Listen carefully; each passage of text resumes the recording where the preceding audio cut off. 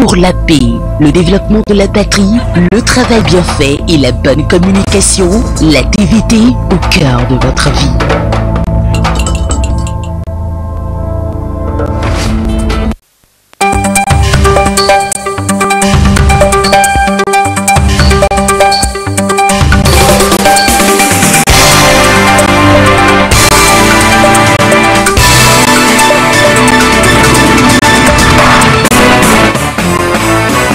La TVT au cœur de l'information.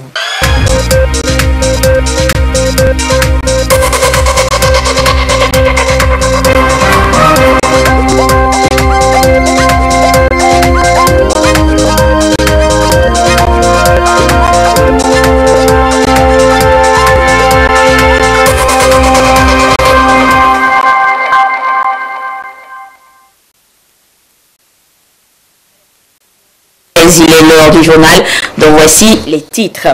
Journée chargée ce mardi pour le chef de l'État fort et Sozimna Nyazingbe. Dans la matinée, il était au CHU Sylvanus Olympio, le plus grand centre hospitalier du pays, pour y donner le ton au projet de contractualisation, une initiative de délégation de gestion à des structures privées pour une meilleure prise en charge des patients.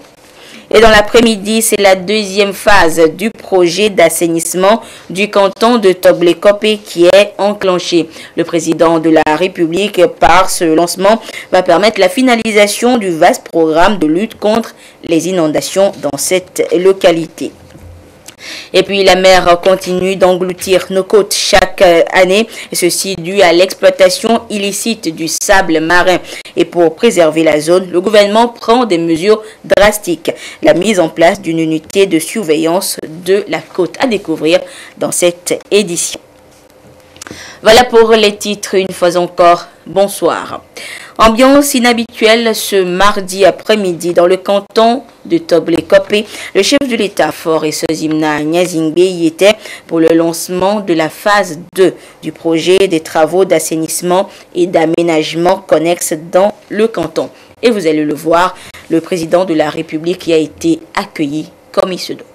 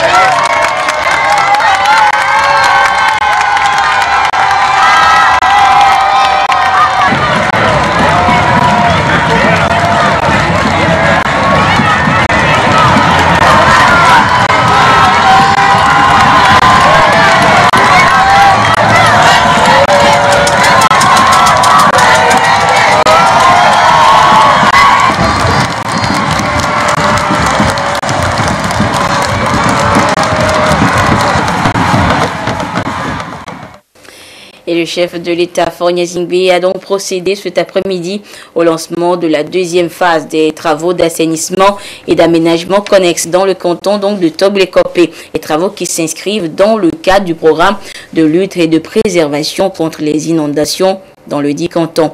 Et ce programme sera financé à hauteur de 9 milliards de francs CFA par l'État togolais. Nous reviendrons en détail sur ce lancement dans le courant de cette édition. Et du côté du CHU Sylvanus Olympio, toujours ce mardi, on a accueilli le chef de l'État à la mesure de son engagement dans ce centre hospitalier. Le président de la République y était ce matin pour lancer l'un des projets de réforme au sein des centres de santé, la contractualisation déjà expérimentée du côté d'Atakame et de Blita. Les images de l'arrivée du président de la République au CHU Sylvanus Olympio ce matin.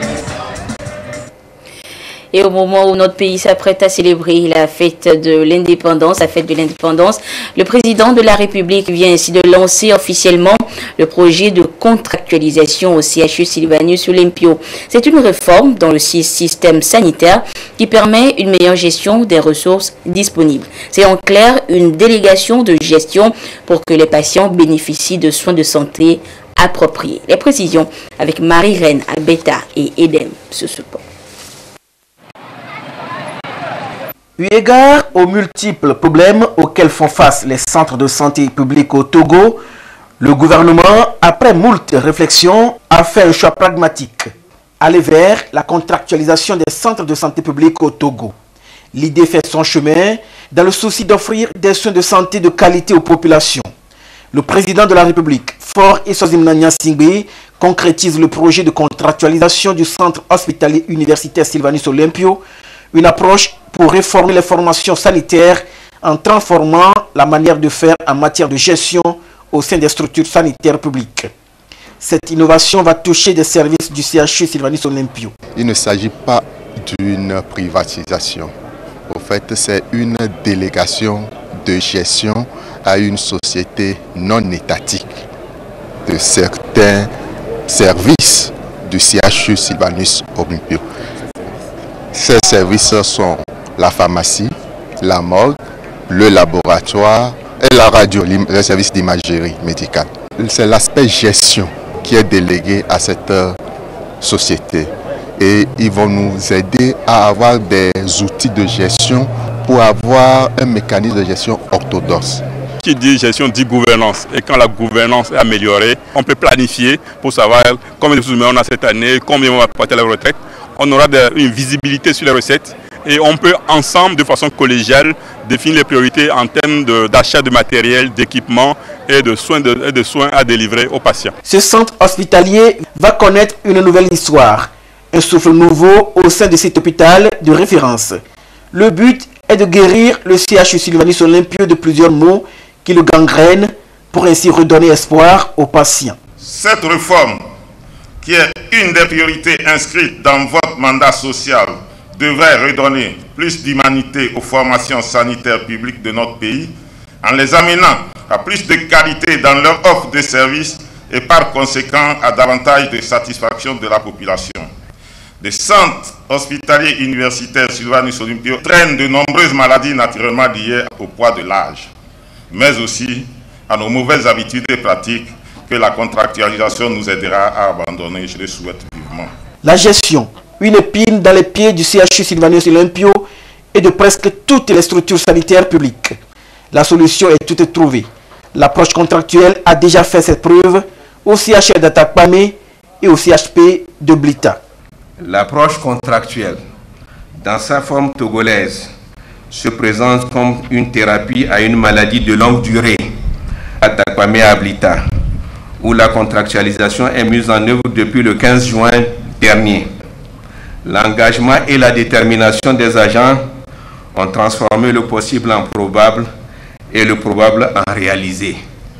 Ainsi, après 8 mois de mise en œuvre au CHR d'Atakpamé, la contractualisation a permis d'assurer un taux de recouvrement de 85% contre 33%, d'enregistrer une augmentation des recettes de 80%, 42 millions de francs en février 2018 contre 23 en février 2017, d'enregistrer une augmentation de 100% des recettes en pharmacie, aujourd'hui à 1 million de francs par jour, d'éponger les 46 millions de découverts à la banque, de payer régulièrement, depuis le 30 juin 2017, les 18 millions de francs de salaire mensuel aux 109 agents émergents sur son budget. Bâti sur une superficie de 10 hectares, le CHU Sylvanus Olympio est organisé en pôle technique de soins, d'aide au diagnostic et d'une pharmacie hospitalière. L'effectif du personnel est de 1271 agents, dont 18% de médecins, 30% des paramédicaux et 52% de personnel d'appui et administratif. En moyenne, le CHU Sylvanus Olympio enregistre par an 105 000 consultations, 33 000 hospitalisations, 8 200 accouchements, dont 3 600 par césarienne, 9 100 interventions chirurgicales, 145 500 analyses de laboratoire et 19 300 examens de radiologie et d'imagerie médicale. Le président de la République a dans la foulée visité certains services, notamment le service de pneumologie, infectiologie, la morgue, la centrale d'extraction d'oxygène médical, la pédiatrie.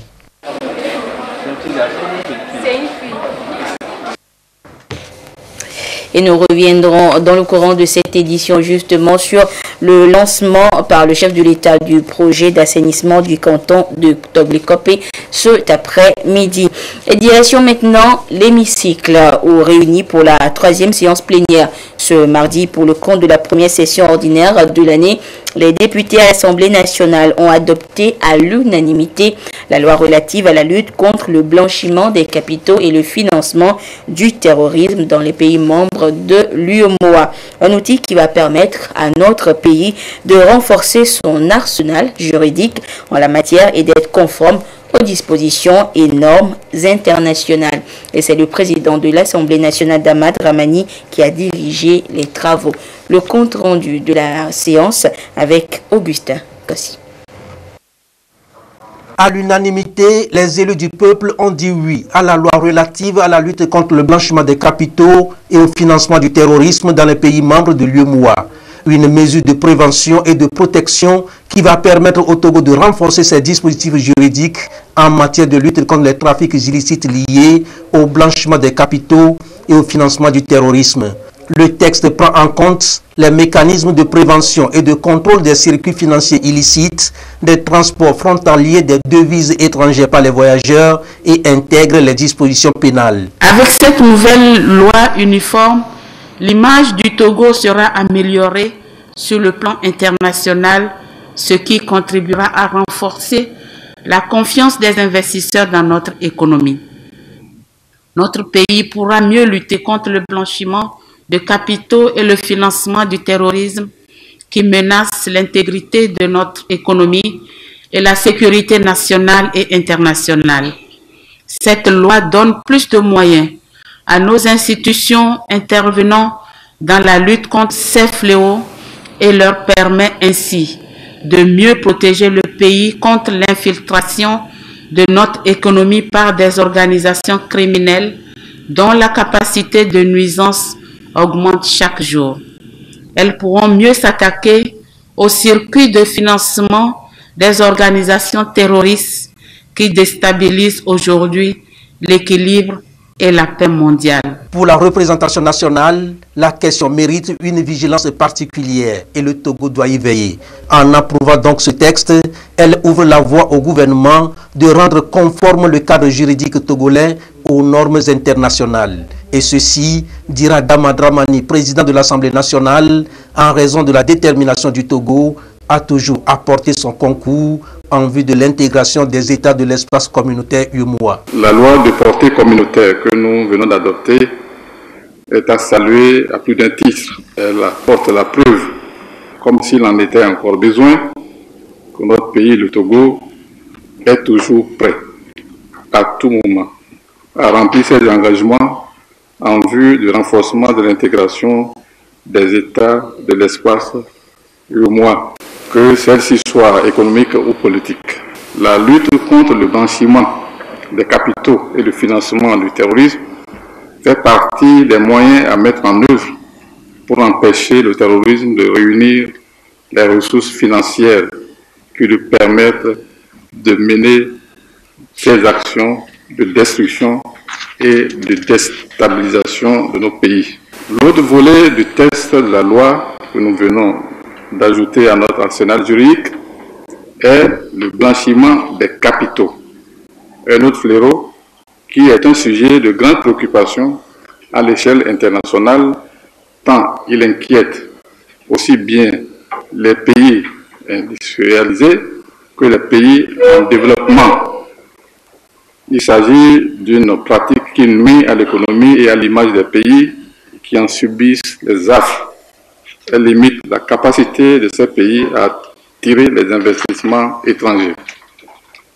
L'enjeu de la lutte à l'échelle internationale contre le blanchiment de capitaux et le financement du terrorisme est de préserver l'intégrité du système financier international et d'empêcher les criminels de tirer profit de leurs actes en coupant notamment les terrorismes de leurs sources de financement. Le Togo devient donc le 6e pays de l'Union monétaire et économique ouest-africaine à adopter cette loi. Un outil destiné sans conteste à faciliter la coopération inter-États et garantir l'efficacité de la lutte contre les flux financiers illicites et le financement des actes de criminalité. Le 58e anniversaire de l'indépendance du Togo, c'est vendredi prochain. Une célébration qui va sans nul doute rappeler aux Togolais les efforts consentis par les aïeux pour qu'ils soient libérés du joug colonial. Cette lutte s'est faite dans l'unité et la cohésion nationale. Un vivre ensemble qu'ont toujours partagé les populations jusqu'à nos jours. Quel est alors le soubassement de cette cohésion nationale et comment la préserver aujourd'hui? Luc Assis nous l'explique dans ce second épisode de notre série de reportages spécial Indépendance. Le Togo se prépare activement à commémorer l'anniversaire de son accession à la souveraineté internationale. Une indépendance acquise en 1960 grâce à une lutte acharnée menée par le peuple togolais dans l'unité et la cohésion. Après 58 ans d'indépendance, cette unité et le tissu social national sont à préserver. Le vivre ensemble et l'acceptation de l'autre, qui ont toujours caractérisé le peuple togolais, ont permis et favorisé le brassail des différentes communautés et promu l'interculturalité. La cohésion nationale fait appel à cette capacité des différents groupes sociaux d'une nation de vivre en harmonie avec eux-mêmes et donc de vivre ensemble sans qu'il n'y ait véritablement de grandes heurts qui puissent les diviser.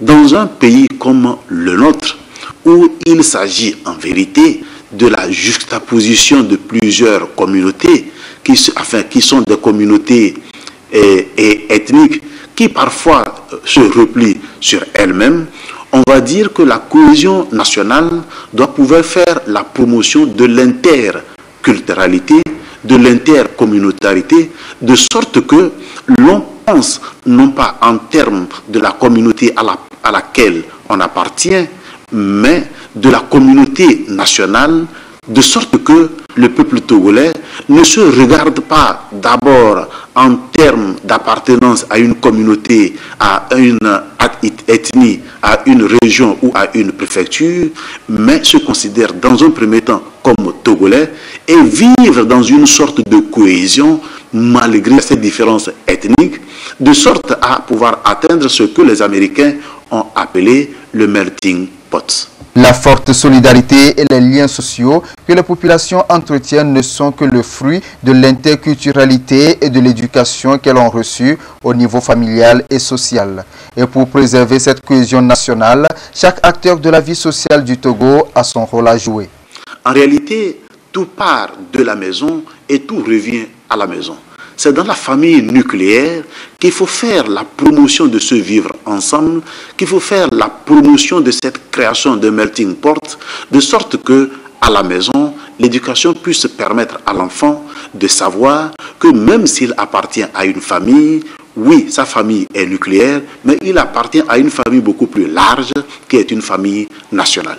Et à partir de ce moment-là, les enfants d'un même pays ne vont pas se regarder sous la forme d'une appartenance à une famille ou à une région ou même à une religion, vont se regarder en tant que fils d'une même nation, appelés à vivre ensemble et à travailler pour l'intérêt de tout le monde.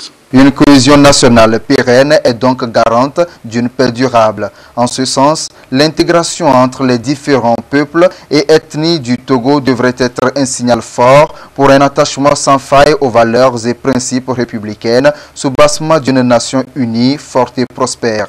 À l'orée de la célébration du 58e anniversaire de l'indépendance du pays, les Togolais devraient plus s'accorder leur violon pour une participation plus active au développement socio-économique du Togo. Les autres épisodes de cette série de reportages spécial indépendance à suivre dans nos prochaines éditions. Et je vous donne maintenant la suite du programme des festivités de la commémoration du 58e anniversaire de l'indépendance du Togo. Demain, mercredi 25 avril 2018, 10h. Inauguration du centre technique d'enfouissement des ordures ménagères d'Akepe. 15h. Lancement du fonds Tirsal à l'hôtel de février. 19h à 21h. Apothéose du Festival national des danses traditionnelles au Palais des Congrès de Lomé. Jeudi 26 avril 2018. 10h. Cérémonie de décoration à l'hôtel de février. 16h. Prestation des chorales des universités de Lomé et de Kara sur l'esplanade du Palais des Congrès de Lomé. 18h. Réanimation de la flamme de l'indépendance. 18h30. Retraite au flambeau. Vendredi 27 avril 2018. 5h30. 21 coups de salve. 7h. Mise en place des populations à la place de défilé. 7h30. Mise en place terminée des autorités administratives, politiques, militaires, religieuses, traditionnelles et des autres invités. 7h40. Arrivée de son Excellence Monsieur le Président de l'Assemblée nationale. 7h45. Arrivée de son Excellence Monsieur le Premier ministre. 8 heures.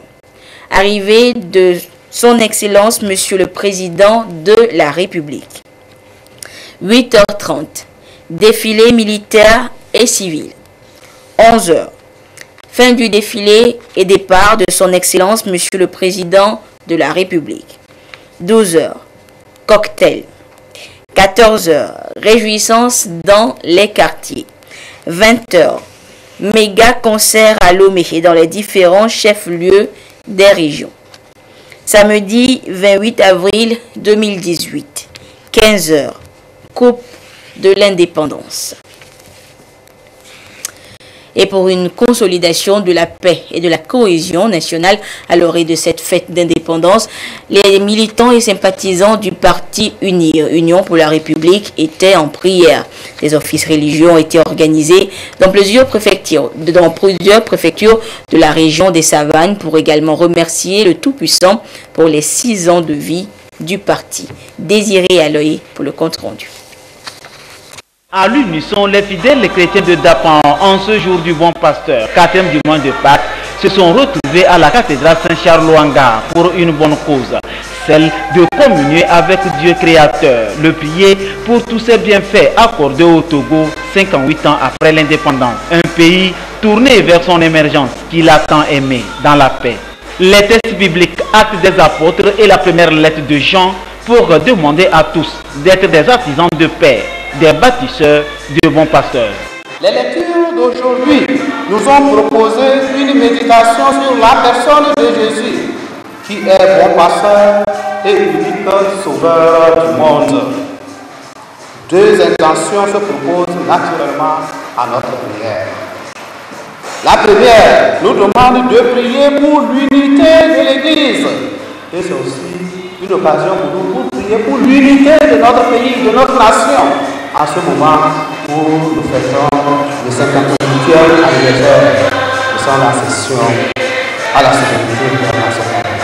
C'est l'occasion pour nous de prier pour l'unité de tout le pays de l'Europe, si nous voulons aller de l'avant. Même prière chez les presbytériens qui ont élevé leur cœur pour implorer Dieu. Il faut lui rendre grâce pour sa miséricorde. Dans une prière d'intercession, le pasteur célébrant a prié pour l'unité du pays. Seigneur, relève la face de notre pays et rends-nous heureux. Nous te prions pour le président de la République, pour le Premier ministre, le président de l'Assemblée nationale, pour toutes les autorités qui ont une parcelle de décision. Accorde-leur ta sagesse, ta bénédiction, pour que le Togo soit un Togo réconcilié, où la justice est appliquée, un Togo sans vengeance, où ce qui nous unit est plus fort que ce qui nous divise. Même intention de prière pour le parti Union pour la République Unir, qui souffle 6 ans. Une grâce pour le parti qui place Dieu dans toutes ses actions. Nous sommes venus ce matin prier pour un vivre ensemble à l'occasion des 58 ans de l'indépendance de notre pays et du 6e anniversaire de notre grand parti, le parti Union pour la République. Nous avons prié ensemble pour que l'ensemble des Togolais s'entendent, pour que le dialogue aboutisse et que la paix règne dans tous les cœurs, afin que nous puissions vivre dans l'harmonie et la quiétude et que nous puissions travailler pour le développement de notre cher pays, le Togo. Les fidèles chrétiens ont prié pour l'unité du pays, la paix, le développement amorcé. Ils ont aussi prié pour le chef de l'État et surtout le peuple togolais. À Tandjouar et à Saint-Cancé, les fidèles chrétiens étaient au rendez-vous pour louer Dieu, le tout miséricordieux, qui prend soin du Togo indépendant il y a 58 ans. Les catholiques et les presbytériens, dans une communion de prière, ont rendu grâce à Dieu pour le Togo, un pays de culture de paix engagé sur la voie de son émergence. Le message, c'est la paix. Il faut que chacun de nous, là où il est, selon son statut, puisse promouvoir pour la paix. Pour la paix mais il n'y a pas de prix. Il faut même quelquefois se donner la vie comme Jésus a donné sa vie pour nous. Nous avons aussi prié pour le président de la République. 2012-2018, il y a 6 ans que le parti Union pour la République Unie est né. Un jeune parti de clôture de paix aux actions de grands travaux. Il faut rendre gloire à Dieu, le magnifier pour sa main tendre sur le parti, le peuple togolais et ses dirigeants. Nous avons demandé au Tout-Puissant de prier pour notre président, le président du parti uni, pour qu'il y ait la paix dans le pays, pour que tous les Togolais puissent vaquer librement à leurs intentions. C'est parce qu'il y a la paix que nous pouvons vivre d'une manière unie et solidaire. Dieu même l'a dit quelque part que c'est quand on est unis qu'on peut vivre en paix et qu'on est fort. Les officiants ont prié d'abord pour la paix dans notre pays, ont prié pour le chef de l'État, ont prié pour le bon déroulement de toutes les manifestations qui vont marquer cette commémoration. Ils n'ont pas manqué aussi à notre demande de prier pour tous ceux-là et celles-là qui ont payé de leur sang pour qu'aujourd'hui notre pays soit indépendant, pour que notre pays soit souverain. Dans l'unité du Saint-Esprit, les fidèles chrétiens de Tandjoa et de Saint-Cancé ont chanté, loué Dieu et lui demandé de placer toujours le Togo dans sa gloire. Autre actualité, les notaires togolais tiennent depuis ce matin leur 10e université à Lomé. Une rencontre qui sera meublée par plusieurs activités telles qu'annoncées hier lors de la conférence de presse à laquelle ont pris part Ulrich Amega et Tchassenam Baga. Ces consultations foraines gratuites annoncent la 10e université du notariat togolais. La rencontre se veut un cadre de formation permanente et de mise à niveau par rapport aux nouvelles dispositions. Chaque année, nous organisons nos formations que nous appelons universités.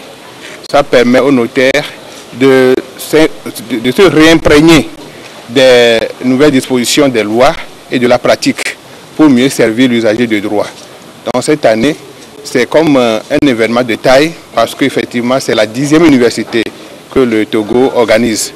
Le Togo est l'un des rares pays africains qui organise régulièrement ses universités notariales. Depuis la première édition, en 2008, s'est réjoui le président de la Commission des affaires africaines de l'Union internationale du notariat présent à cette conférence de presse. Pour ce 10e anniversaire, il préconise de faire un saut qualitatif. On va passer à la deuxième phase. La deuxième étape, c'est la formation de qualité, formation de haut niveau. Nous voulons que le notaire africain, de manière générale, togolais en particulier, ait une formation de qualité qui n'a rien à envier aux standards internationaux et qui répondent aux exigences de l'heure, aux exigences des besoins de l'investisseur, soit national ou étranger. Et nous devons lui assurer la rapidité, l'efficacité, la célérité, dans le cadre, bien sûr, de la sécurité juridique. Les échanges entre les membres de la Chambre nationale des notaires du Togo et les journalistes ont porté sur les thématiques qui vont être abordées au cours de cette 10e université qui se tient à Lomé du 24 au 26 avril prochain. Il s'agit du secret professionnel et le droit de rétention du notaire dans le cadre d'une procédure menée par la justice ou l'administration, la sécurité et l'efficacité des engagements au regard des actes uniformes et la jurisprudence OADA et le régime matrimonial. Quel choix pour l'entrepreneur? Une université qui a donc débuté ce mardi. Et Maître Kokou Prosper Gadegbekou, notaire à Lomé, justement, vient de décrocher pour la 2e fois une nomination au nom du Togo pour le prix André Ducret. Son rapport fait partie des 4 meilleurs présentés lors du 28e congrès de l'Union internationale du notariat latin. Et ces travaux ont porté sur le notaire, tiers de confiance. Esther Laclé pour des précisions. Le Togo à nouveau nominé parmi les 4 meilleurs écrits notariaux mondiaux pour le prix André Ducret. Et pour la 2e fois, il représente son pays à cette compétition intellectuelle mondiale. Maître Kokou Prosper Gadegbekou, notaire à Lomé, a axé son rapport sur le thème « Le notaire tiers de confiance ». J'ai été amené à réfléchir sur le statut du notaire, puisque le notaire est un délégataire de puissance publique et agit en son nom et au nom de l'État et devient lui-même l'État. Il est tenu a deux devoirs, le devoir de neutralité et d'impartialité. Un principe a été posé de savoir comment se fait-il que le notaire qui ait un devoir, une obligation de secret est tenu de le braver pour livrer les secrets de ses clients. Alors la loi l'autorise ainsi, élève le secret et lui permet de violer le secret professionnel tout dans l'intérêt supérieur de la justice pénale. Donc toutes ces qualités symbolisées sur sa tête et son statut d'officier public contribuent incontestablement à faire de lui le tiers de confiance parce qu'un sentiment de sécurité juridique se dégage de lui. Le dit rapport a été sélectionné à Paris en octobre 2016 au cours du 28e congrès de l'Union internationale du notariat latin. Je viens d'être nominé une deuxième fois à cause du caractère scientifique de ma présentation, à cause d'une vision intellectuelle de ma présentation devant le congrès à Paris et devant les 87 pays. Le Togo s'en sort honoré. Le Togo a déjà été nominé en tant que premier pays du continent en 2013 à Budapest, en Hongrie, pour ce prix prestigieux. Il est ainsi le premier pays africain nominé une deuxième fois. Le prix André Ducré est créé par l'Union internationale du notariat latin qui regroupe 87 pays dont 19 en Afrique. Il récompense les meilleurs rapports présentés au cours de chaque congrès et le congrès du notariat mondial a lieu chaque 3 ans. La proclamation des résultats aura lieu en octobre 2019 à Jakarta en Indonésie. Je vous donne lecture à présent d'un communiqué du ministre des Enseignements primaires, secondaires et de la formation professionnelle. Suite à la signature du protocole d'accord relatif au secteur de l'éducation nationale par le gouvernement et les organisations des syndicats de l'enseignement, les activités pédagogiques et scolaires seront réaménagées dans tous les établissements publics et privés du Togo. En conséquence, la fin de l'année scolaire initialement prévue pour le 6 juillet 2018 est reportée au vendredi 24 août 2018 au soir. La rentrée scolaire 2018-2019 est fixée au lundi 15 octobre 2018 au matin. Le calendrier de tous les examens scolaires est remanié comme spécifié dans la décision interministérielle à lire dans le quotidien Togo Presse. La société Move Togo vient de nouer un partenariat avec le réseau MFS Africa, le plus grand réseau de paiement numérique qui couvre une trentaine de pays dans le monde avec plus de 170 millions d'abonnés. Ceci dans l'optique de simplifier davantage le quotidien des clients abonnés compte Flouz et mobile banking au Togo, un moyen de transfert d'argent vers les autres pays de l'espace UEMOA. Les précisions avec Sonia Aminiko.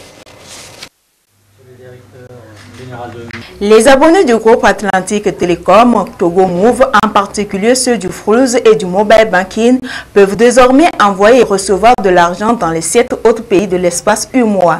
Ceci grâce à son nouveau partenariat avec le réseau MFS Africa, qui est le plus grand réseau de paiement numérique en Afrique. Un service très innovateur qu'offre la société Move pour simplifier davantage le quotidien des clients. La seule chose qu'on demande aux clients, c'est d'avoir de la disponibilité sur son compte Flouz.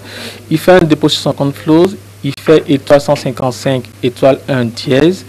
Il verra 3 options. Il verra transfert national, transfert international et le transfert vers Wari. Alors, dans le cas où il veut faire un transfert international vers peut-être MTN Bénin, Airtel Niger ou peut-être Orange Burkina, il n'aura qu'à choisir un transfert international. Il met le numéro de son bénéficiaire, il met le montant et la transaction est effectuée. Aussi simple que cela.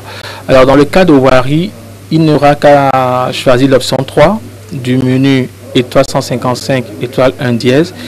Et il saisit le numéro de la personne, de son bénéficiaire. Il choisit et il saisit également le nom et prénom exact du bénéficiaire et son code de sécurité Flouz et la transaction est effectuée. Le réseau MFS est ouvert dans une trentaine de pays dans le monde entier. C'est dire donc toute l'importance révélée par ce partenariat qui permet aujourd'hui à la société Move de développer rapidement son service de transfert. Ça peut permettre d'étendre les possibilités pour les clients togolais qui pourront aussi non seulement envoyer de l'argent, mais acheter des choses à l'international. Donc pouvoir payer quelque chose à Dubaï ou en Afrique du Sud ou en France, ça deviendra possible à partir de votre compte Flouz. Mais plus encore, si vous êtes vous-même un commerçant sur un e-commerce aujourd'hui au Togo, alors vous pouvez déjà accepter le paiement flou sur votre site internet, mais ce qui est possible via MFS, c'est que vous pouvez accepter le paiement M-Pesa au Kenya, donc un client au Nigeria peut acheter, vous payez, vous allez recevoir votre argent. Pour le directeur de Move Togo, c'est une avancée de pouvoir interconnecter les bases de données des clients Move avec celles du réseau de MFS. L'intérêt, c'est également d'ouvrir l'écosystème togolais aux autres écosystèmes, aux autres économies et d'avoir une interopérabilité plus développée et plus renforcée.